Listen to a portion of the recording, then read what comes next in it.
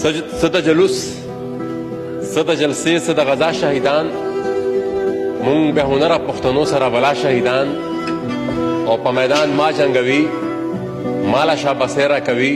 ملګرو د ارشد خان باره کې در سره لږ معلومات شیر کوم. تاسو به خیال کړی وي کله چې پی ټی آی کم احتجاج جلسه هغه وکړو په شپې باندې چې کم فایرینګ وشو، زه به تاسو ته دا ویم لکه د ماسخوتن پورې د ارشد خان د ټیک ټاک اکاونټ نه ویډیو اپلوډ کېدی، خو چې کله هغه شپه شو بیا کله 2-3 بجې سهار بیا خلک راپاڅېدل نو د ارشد خان هیڅ پته هم نه لګي او د هغې د ټیک ټاک اکاونټ که تاسو وګورئ نور ملګري ورسره رابطه کوي هغه وایي چې دته رینګ هم نه کېږي. د پولیسو د سایډ نه هم اوسه پورې لا څه بیان نه دی راغلی چې آیا ګرفتار شوی دی یا بله څه واقع ورته شوې ده.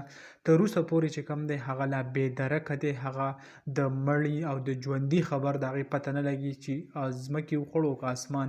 الله تعالی دې وکړي چې زر تر زره راپیدا شي، ځکه سیاست که یو سایډ ټکو مونږه بلکې د غریبانانو سره چې کومې خیر ښېګړې کم مدد کوي نو به هم ستاسو یاد وي.